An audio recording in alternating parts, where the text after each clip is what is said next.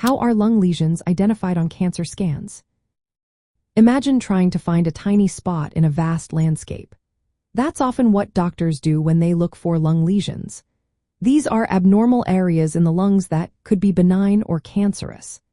To find and understand them, doctors relying on advanced imaging tests like chest-computed tomography scans and positron emission tomography scans, often combined as PET and CORT scans.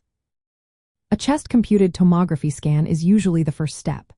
It creates detailed cross-sectional images of the lungs, kind of like slicing a loaf of bread to see inside. These images help doctors spot small nodules or masses that might be invisible on a regular chest X-ray. Because CORT scans can detect very tiny lung nodules, they are crucial for early diagnosis. When looking at these images, radiologists assess the size, shape, location, and density of the lesion. This information helps determine whether the lesion might be malignant or benign and guides whether further testing or monitoring is needed. Next, doctors may use a PET scan or often a combined PET and CORT scan. PET scans involve injecting a radioactive tracer, usually a form of glucose, into the bloodstream. Cancer cells tend to use more glucose than normal cells because they are more metabolically active. The PET scan detects where this tracer accumulates, highlighting areas of increased activity.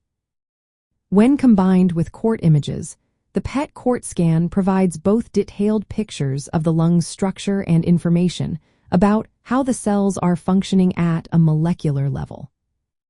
Lesions that are cancerous usually show higher uptake of the tracer, appearing as hot spots on the scan. This helps doctors distinguish between benign and malignant lesions.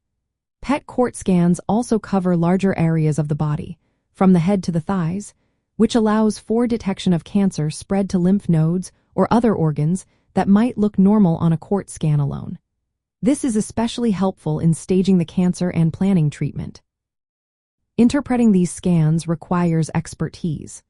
Radiologists who specialize in lung imaging carefully analyze the images, considering factors like false positives from inflammation or infections, and false negatives where cancer might not show high activity.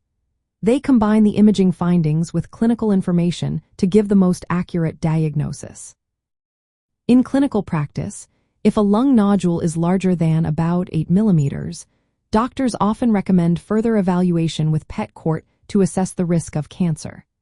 The high sensitivity and specificity of PET-CORT make it a valuable tool in diagnosing solitary lung nodules. The results help determine whether a biopsy, surgery, or continued monitoring is the best course of action. In summary, lung lesions are first detected on scans with a detailed chest CORT. Then, their potential malignancy is evaluated through PET or PET-CORT scans that reveal how active the cells are metabolically. This combination of structural and functional imaging provides a comprehensive picture, guiding diagnosis, staging, and treatment decisions. Always remember, interpreting these scans is complex and should be done by experienced specialists.